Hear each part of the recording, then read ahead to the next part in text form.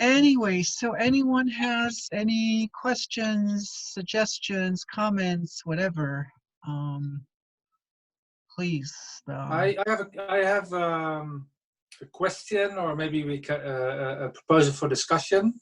Yes. Is how to treat how to treat specifically female issues, specifically thrush, yeah, that kind of thing around. In perimenopausal, especially. Yeah. So I missed one word. The perimenopausal, you said around something else? Thrush. Like thrush in perimenopausal women, you know, that are going through the change. Okay. I'm wondering if thrush in England means something a little different. Because thrush is not something. No. But thrush. Hmm? Like the candida, vaginal candida? Okay. So. Okay, in America we would call it discharge. Thrush is something we generally think of. When someone says thrush, we think of a tongue. Or I think of a okay. tongue. We call it so I may have it vaginal wrong. thrush. Yeah. Okay, so that's why I wanted some extra explanation about that. All right. Well, since you asked for it as a discussion, I'm wondering if someone, before I jump in and start, taking over, if someone else has something to share about that. I guess it's like at the moment to be able to help people or patients when they're at home, because we can't treat them, what they could do as well. I would like to share my understanding so far. Is that a large part of it is actually coming from the gut. So the whole bacterial balance between the quote-unquote good bacteria and bad bacteria, which a lot of them are hosted in the gut and should be hosted in the gut. And so working with that's why working with diet, not too much sugar and alcohol, and preferably consuming some probiotics is generally beneficial. I have seen patients that use local yogurts that they really found are very beneficial. And points wise, well, spleen 9, liver 5. Although I've treated several, I should say, women in menopause or perimenopausal, and it was a very common symptom, itching down there. And I found quite often some liver involvement, so liver 1, some liver deficiency as well. So those are my experiences so far. But you also would you like me to jump in, Avi? Sure. Hold on. Let the iPad, let John and Becca finish. I'm sorry. I thought you were. They're still I'm sorry you paused. I apologize. No, it's okay. I was thinking, because it can't just be the gut, because you can get an increase when you get a surge of estrogen as well. So I think there's quite a few things at play, but how could you best approach it from an acupuncturist, but also things that they can do at home, especially now at the moment. Go ahead, Camille. Do you want to take the acupuncture part? Well, I'll do the stuff at home part. I'm waiting for. I'm wanting to give more people more speaking space before I. Because the problem is that when I start here, everybody else kind of shuts up and disappears. So it's a good opportunity for other people to take over. So at home for symptomatic relief, what I would recommend is that they buy 3 8-ounce bottles of hydrogen peroxide, brand new bottles, and they want to douche with the entire bottle 3 days in a row. And you want a fresh bottle each time. Excuse me? So is it 3% hydrogen peroxide?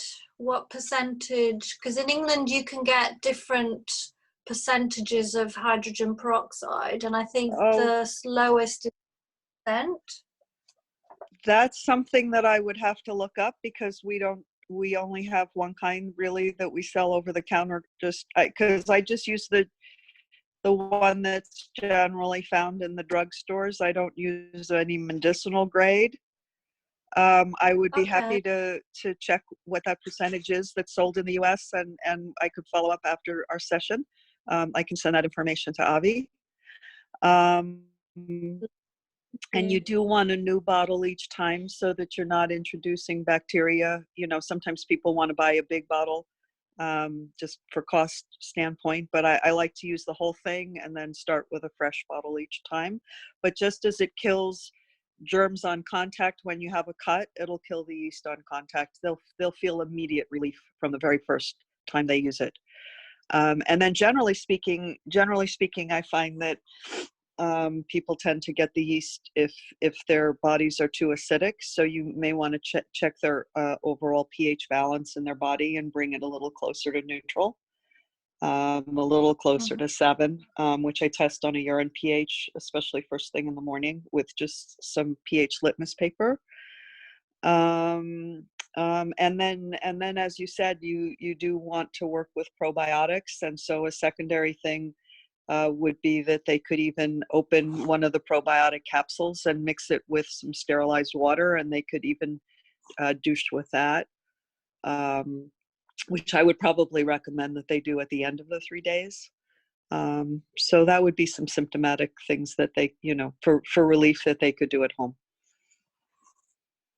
And so when you say douche, would that be with a syringe? I don't like with the hydrogen peroxide. How well, here in the US, you can get like it's just a bag, and then it has a tube with a little there's a little, I don't even know what you call it, but there's a little mechanism on what? Applicator. Okay, we'll call it an applicator, and it basically it's a tube with holes in the end, and if they hold the bag above their vaginal area, the just gravity will allow the water to come down, and she can just insert it into her vagina, and the water will come through, or the hydrogen peroxide will come through. So I could also show you a picture of the bag.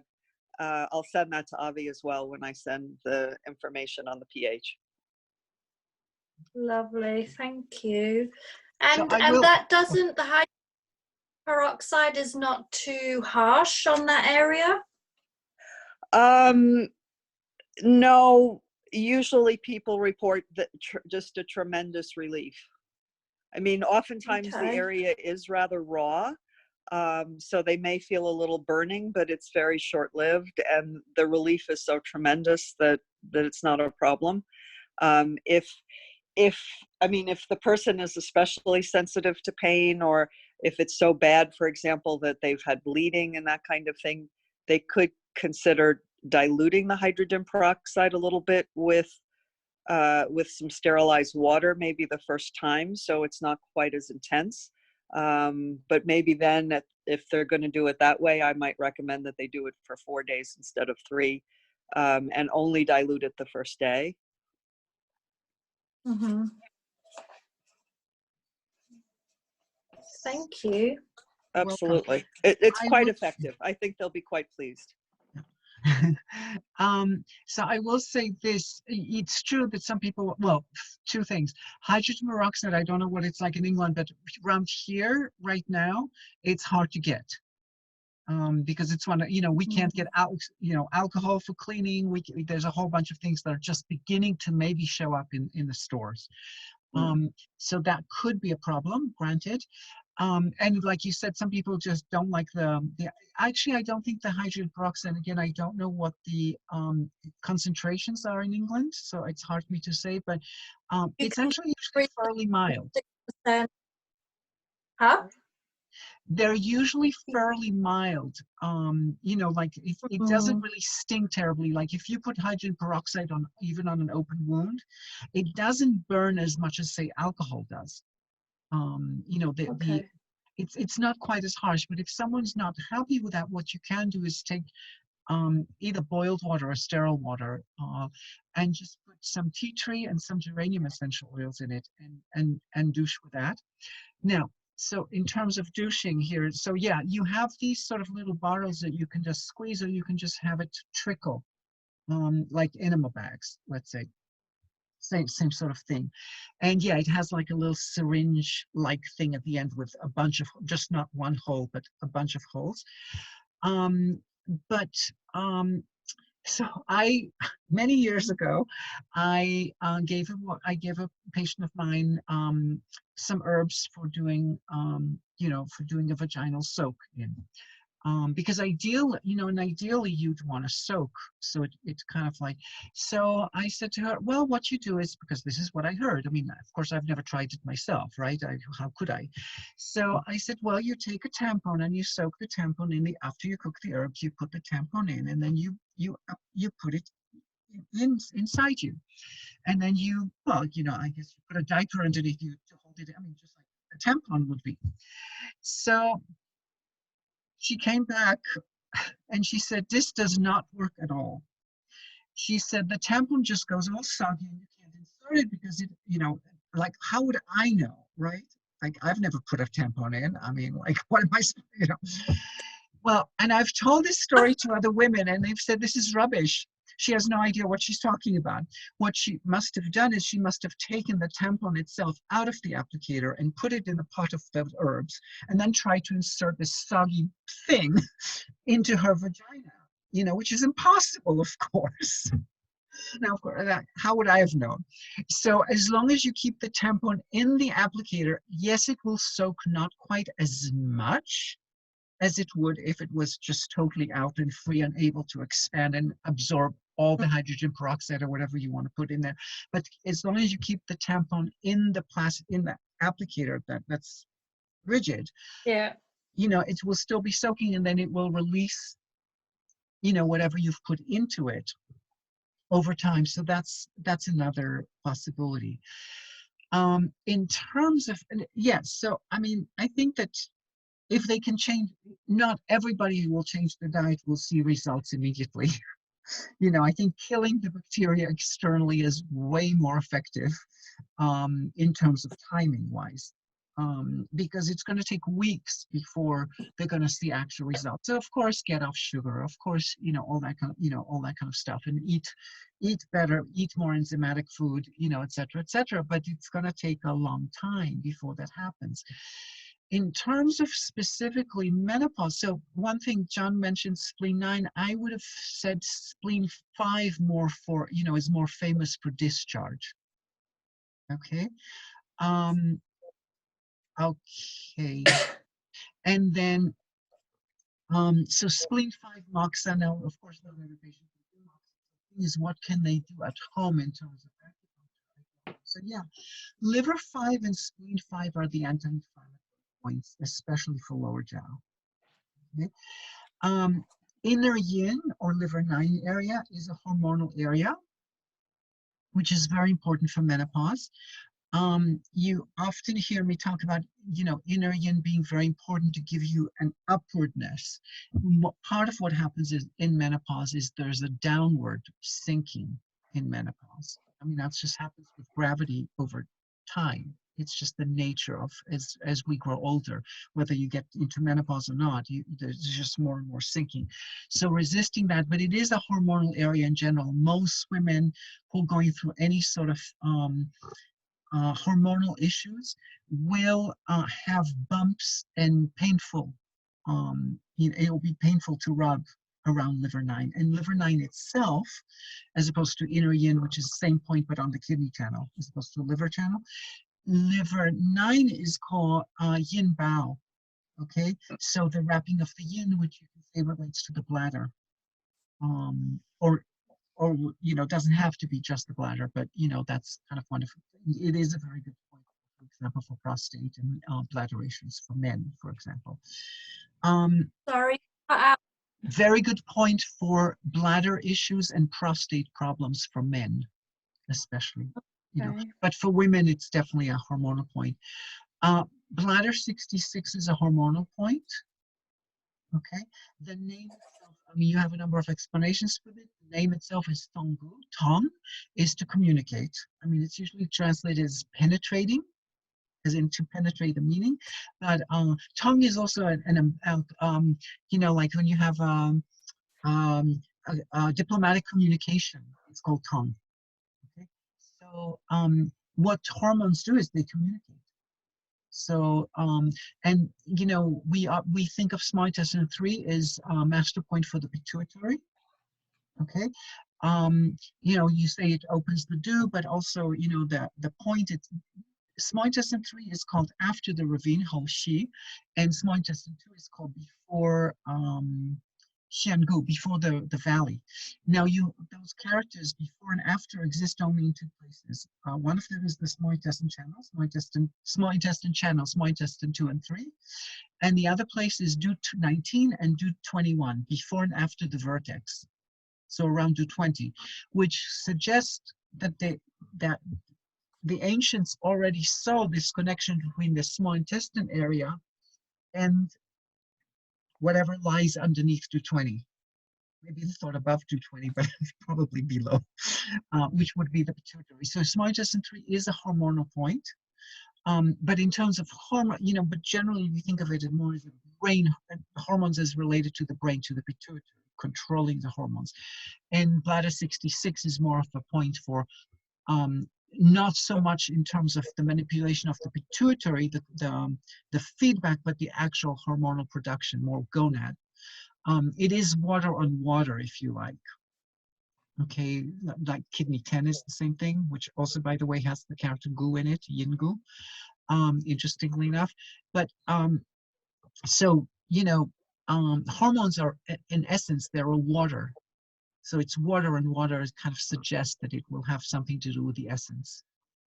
Okay, so those are things. So, you know, if they happen to have magnets that you can put on, or you know, the inner yin area, they can use a not a foam roller, but a rolling pin, you know, like for dough, and massage upwards towards the groin.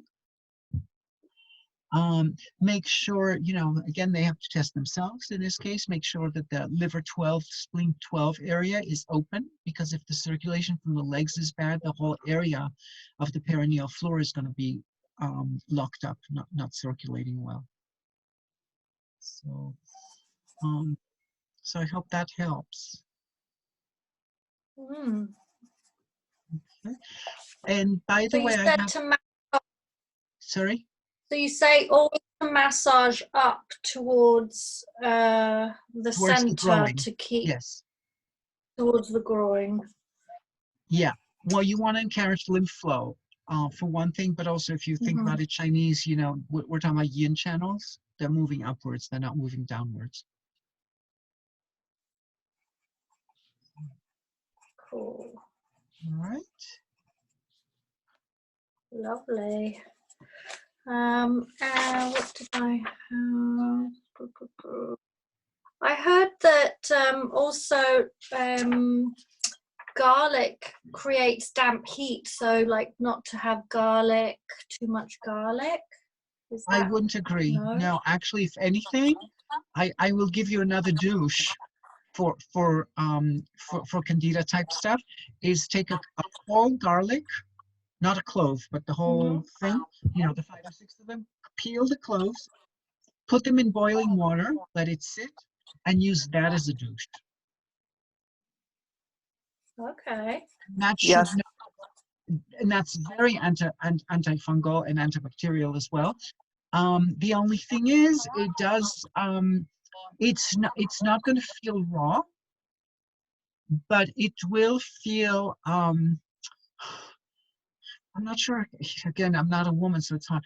It has a different, it has almost like a spasmodic effect. You know how garlic opens the chest is considered an opening the chest. It does have a voluntary muscle movement, so, you know, it will feel almost like rotting. You know, also the smell's a little like that. It will have its own feel. A garlic enema or a garlic douche definitely has a different feel than any other substance. It almost feels like, for example, if you take a lot of garlic, if you drink a lot of garlic, you know, like if you try to drink that, by the way, they can drink that as well, you know, same sort of thing. The whole thing of garlic, I'm not sure what are these things called, not the clove but the bulb. Oh, A whole bulb of garlic, if you put that in a glass of hot water and soak it for 15-20 minutes and drink it, you will feel like everything is spasming, you know, not spasming, but moving very strongly in the esophagus. I've done it, that's how I know. And so it has that effect pretty much everywhere, a smooth muscle type thing. It encourages the contraction, the movement of smooth muscle, but it is very antibacterial and very antifungal at the same time. Okay. So I would say yes. I don't know what the theory of the damp heat with garlic is. Garlic is considered to be opening the chest in Chinese medicine. I've never seen it described as producing damp heat, so I can't comment on that. Okay. I don't know. I just read it somewhere and I just took notes because I'm just trying to research around it. Mhm. So yeah.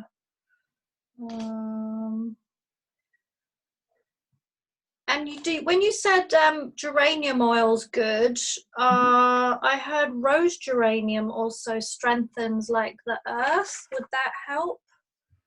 I can't comment on that because I don't know. I just don't know. And I don't, you know, there are a whole bunch of different geraniums. You know, like in terms of like gardening and stuff. I mean, you know, so I'm assuming that you can get different essential oils from them. Generally speaking, I believe that most of the geranium you get out there is probably rose geranium because that's just kind of the popular one, but it may not necessarily be. I don't know how much of a huge difference they're going to be. Geranium generally is somewhat antiviral, antibacterial, and antifungal. You know, and so is tea tree. They're in that sense, they're very, and they have good affinity for skin, for epithelial tissue, you know. So both tea tree and geraniums can be very, very useful. And geranium smells a little nicer in my taste. Yeah. And you know, tea tree has a very antiseptic sort of smell to it. You know, I don't think you know, most people like that kind of you know, like apply it on yourself or even put it inside you is even like it's a little bit like our president thinking we should drink bleach. So never mind, it was not a good. Your president, not ours. I'm sorry. Your president, not ours. Well, he's not. Well, we can argue about a lot of things around that. We'll forget the comment. Let's put it this way: drink tea tree, don't drink bleach. How's that? I also have had very good results with that probiotic that I put in the chat box. Yes. So Reuteri. Okay, Reuteri for those who can't see it. Okay. And that one is also very good for older women who tend to get chronic urinary tract infections. Oh yeah, yep. Thank you. What else did I have?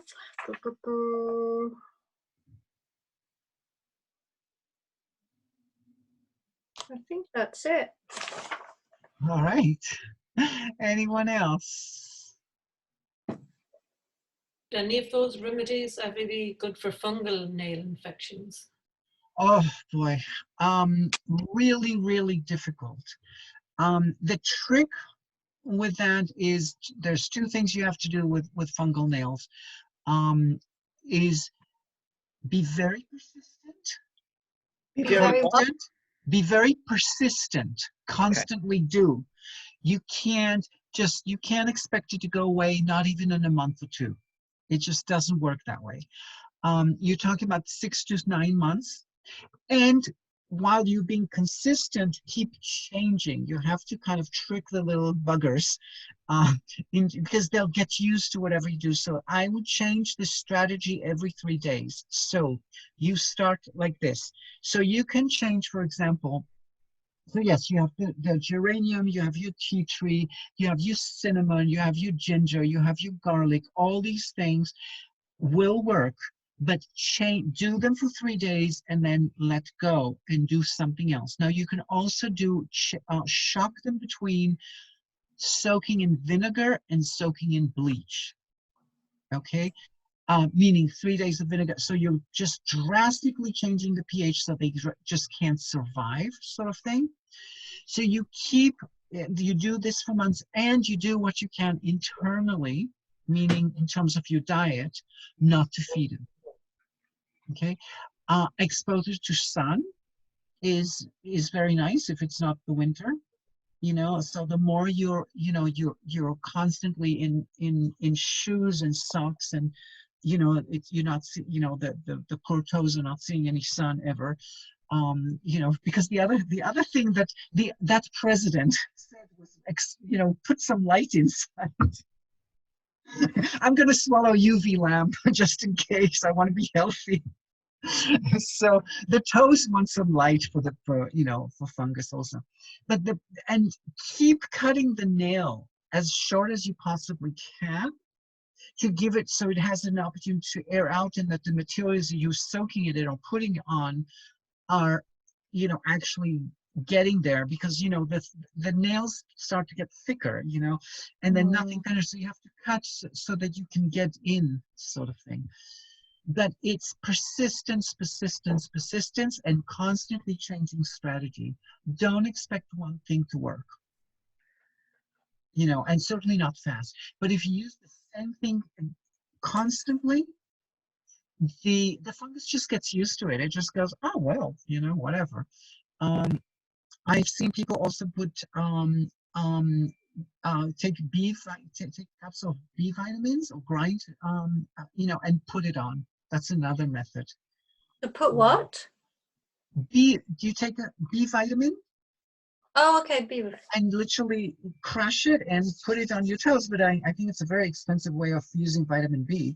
But what do I know? It's but, so you have, ginger is these are all like with essential oils, or with, who the heck, are you really going to cut ginger thinly sliced and wrap your toes in it? So you'll just use an essential oil. Garlic, but you can use ginger and garlic, you can boil them and use the water and soak. By the way, myrrh is also definitely antifungal. I'm not sure if frankincense, talking about Wuxiang from last time, which was supposed to be Shengru. I'm not sure if frankincense is as antifungal, but soaking in those can also be a helpful thing. Cinnamon is definitely antifungal. Okay, and certainly tea tree and geranium. So when you say soak it, would you put it a load of oil on a cotton wool and then wrap it round your toe? Is that how you would soak it? No. I would essential oils I would actually apply directly on. I wouldn't bother diluting in this particular case, because unless you have some terribly raw cut or something that's that it could be a problem, but I don't think it's an issue.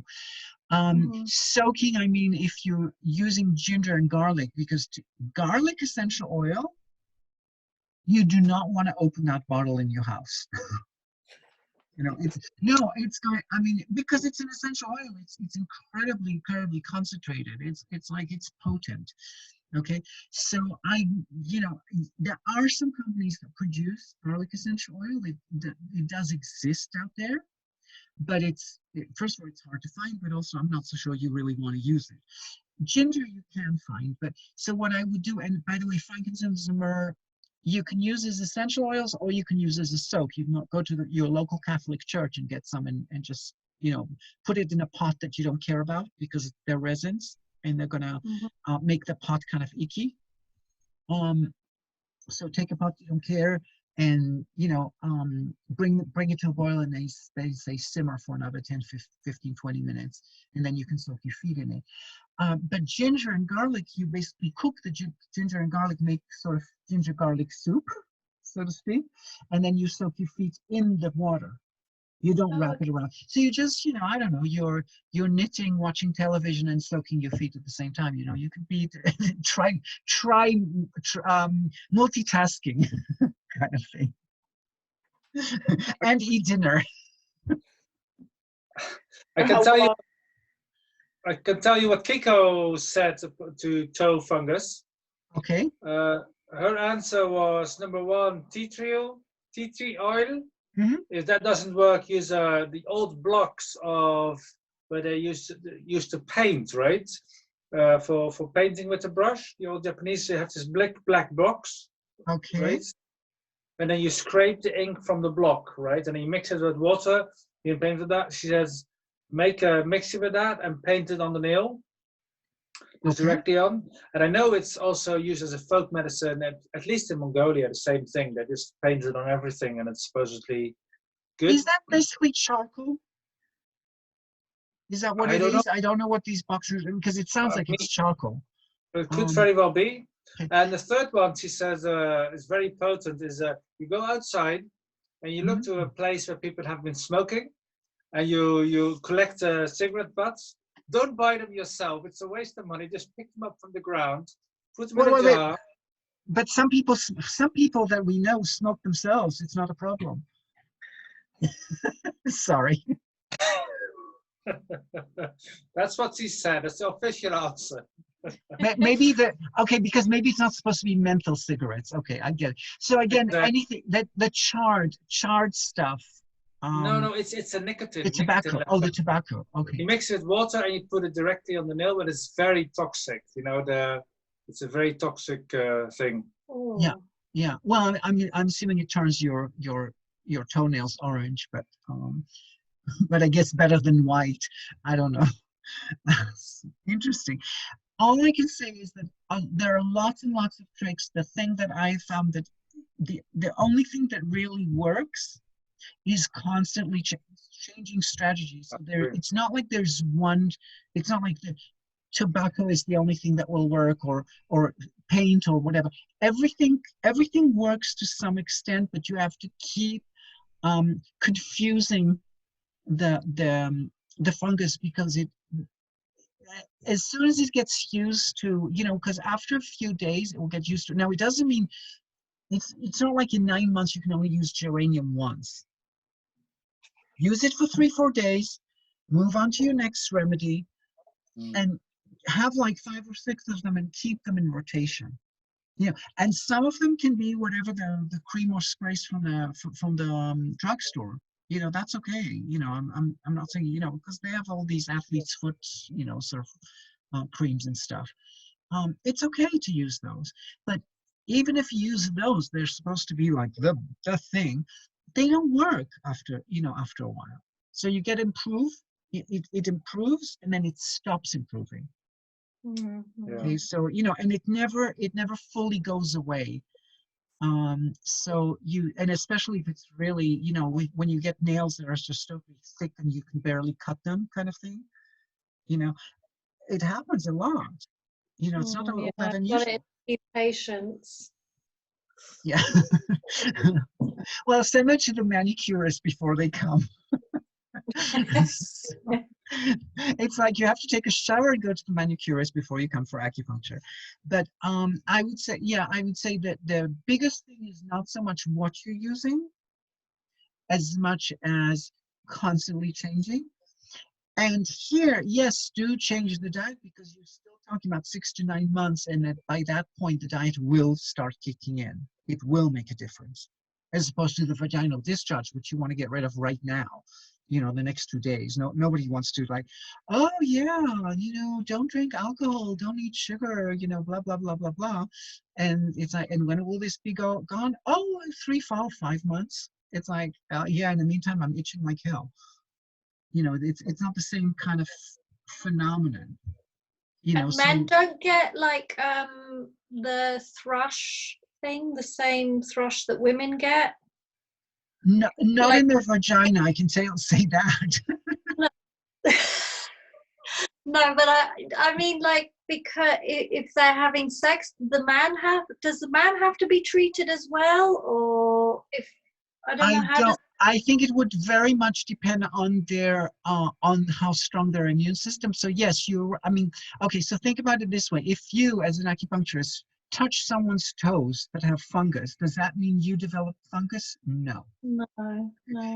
Might if if there's a weakness in you. So yes, you know, the epithelial the skin sensitivity on the penis is likely to be you know, it is an area that's a little bit more let's say sensitive or vulnerable, possibly, you know, in terms of immunity. You know, I mean, well, in spite of common thinking, it doesn't have quite as good circulation, not in terms of lymphatic, let's put it that way. Okay, it may have other circulation, but it doesn't have good lymph, you know, circulation necessarily. So it may, you know, but just touching something that has fungus on it doesn't mean that you know, it's the spore has to really attach and grow.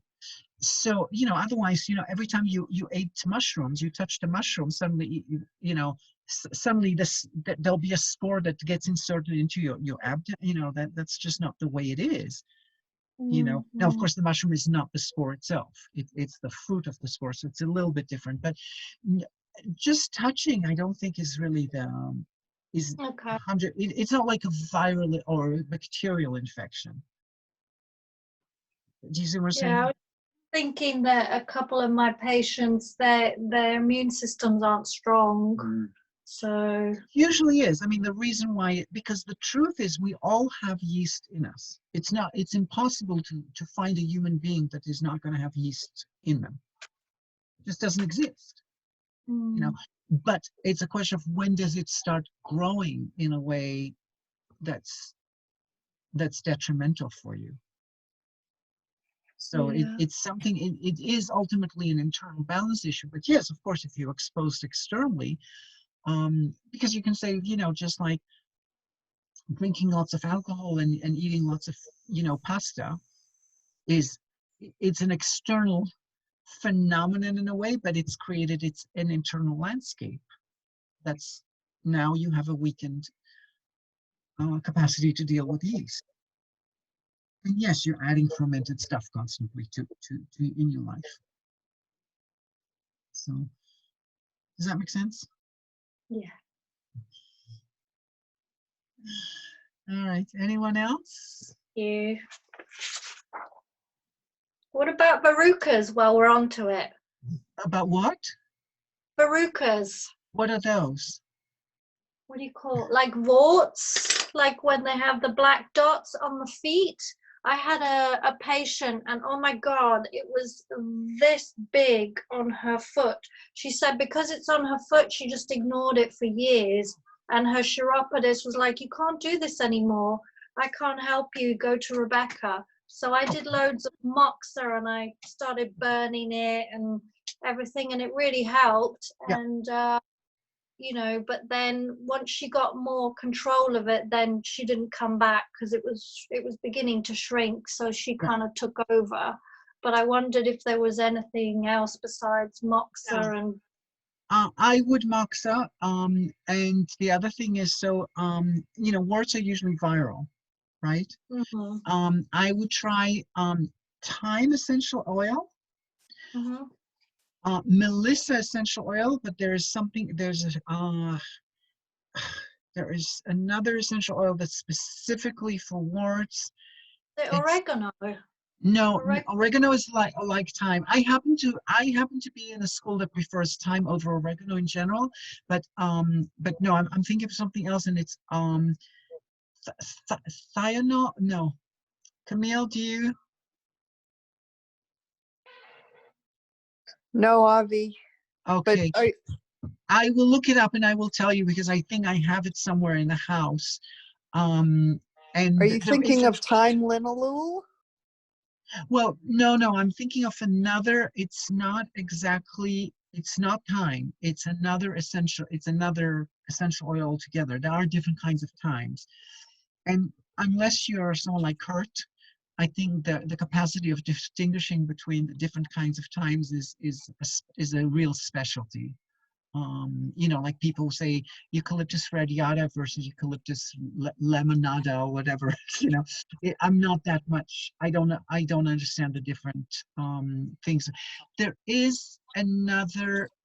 I will email you. There is another essential oil that is specifically for warts, and there is a Chinese herb that's supposed to be very good for herbs, for warts. Yadangzi, I think it's called. And again, I think it's Yadangzi. I will look it up and I will email it to you, and I will. And I know what it looks like. You grind it and put it in some boiling water, and then you apply it on the wart. But I would say for the patient themselves, what I would do is just apply an antiviral essential oil on it. And you know, there's so for example, eucalyptus can work. You know, tea tree can work. There's a ton. You know, lots of there's a lot of essential oils that are antiviral. Lots of combinations. You know, like synergy and whatever that are antiviral. So it's not really a huge deal as to what they use. You know, and again, some consistency on it is helpful. In terms of pain, if they're painful, I find that kidneys, you know, if they're on the feet, they're on the underside of the foot usually. So you have a number of options. Kidney 739 tends to do a decent job in terms of the pain. And then needle, so wherever the wart is, needle the yin, because it's usually just underneath the yin spring point. So needle the yin spring point that's above it. Okay. So that's what I have for that. Kiko recommended eating ren for warts. And Ren. yeah, Mm. the story. No, it's not barley. It's a different. Okay. It's in the same family. No. No. Okay. No. It's often called pearl barley, but that's actually a very bad translation error. Okay. Real pearl barley is normal barley, which is discarded its hull. But ren is a completely different species. It's nothing to do with barley. They look so similar. They do look a little bit similar. That's why the translation confusion is there. Okay. It's not the same. And the story, she said she had problems with warts, I think, on her hands herself, and her mother sent her a big box from Japan with ren. She says, I ate it for 3 months and then they're gone. You know. Oh, you have to eat it. Okay. Yes. Okay, not external. Okay. External, the trick I know is duct tape. Duct tape. Yeah. That does work also. With the apple cider vinegar, I've heard as well. You can try that. Yeah. You're basically depriving. Yeah. All right. Anyone else? As far as warts, yes. This is what worked for me. I had some on my hands, and I went to a physician who did the whole burning thing, and and that has to be consistent, and I wasn't, and he finally suggested I see someone to teach me self-hypnosis. Oh. And I had one visit with this gentleman who taught me self-hypnosis, and what I did is I concentrated, when I was in that state, you concentrate a white light on the warts. And I don't know, this is years ago, and I don't remember how long you would do the hypnosis for, maybe 20 minutes. I haven't had a problem since. They went away. Wow. It was, yeah. I mean, talk about like out of the box. Yeah. But for me, that worked, and they've never come back. So that's, that's something, I'm sure there are people who teach self-hypnosis all over the world. Mm-hmm. And I just found that kind of, I was really, really skeptical. but it just took one, 45-minute session with this gentleman, and I was off and running. And there again, it has to be every day. And I don't remember how long it took before they were completely gone. But once they were gone, they were gone. So you were really pleased. Yeah. Because I had 2 little kids, so getting to do regular office visits for that burning thing, I don't even remember what they call it now. It just wasn't happening. And that's, I think if I'd been consistent, because they were getting better, but with 2 little kids, I just no, I can't find the time to do this. But self-hypnosis, that's easy. You get the kids in bed, time of your own. So just as another option. Yeah, thank you. And the essential oil I was thinking about is thuya. Oh, thuya, yeah. That is the wort essential oil. But quite honestly, time does work. Spell that for me, please. Thuja, thuya. Yeah, homeopathically we use thuya to push things out. Sometimes to let things come out. Yeah, I don't know enough about the other properties of thuya to begin with. I just know it only as, the wort. The rest is and it's not a very common oil. It's not like something one would just normally have, except if, that's pretty much, it's limited. This is its use. Although I believe thuya is actually used as an antiviral in general, as an herb. And for example, asparatox has thuya in it.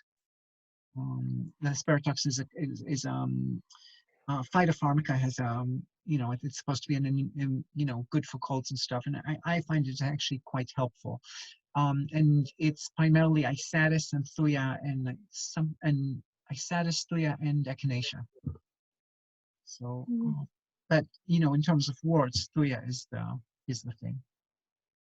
Yeah, when I worked with the lady with verrucas, I told her to take L-lysine because it's a really good antiviral in quite high doses, and vitamin C, and yeah, she said it was helping. Well, then one keeps trying. Yeah. But I'd never seen anything like that in my life. It was so big on her foot. Yeah. Where did you put the moxa when you were treating her with moxa? Did you surround it with the moxa?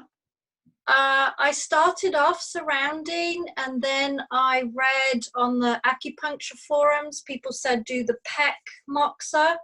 So I did that. I have to use smokeless moxa in the clinic I work in. I'm not allowed to use any real moxa. And that seemed to really help. I also put needles all around it. She was coming every week for, I don't know, maybe 6-7 weeks. Because it took a few sessions to notice, and then it really started to make big changes. But yeah, the pecking moxa with the smokeless seemed to do the trick. And by pecking, okay, wait, what do you mean by pecking? Like I would slightly burn the verruca, like. Okay, gotcha. My suggestion, what I've done, because I don't use moxa sticks, I would do direct moxa. So if it's really this big, then I would start surrounding it, which may be 20 different cones. That's quite it's quite the area, and then do the center as well. So I thought when you said pecking, I thought for me it sounded like patchworking. But you actually meant pecking, touching. There is a method you can take a moxa stick.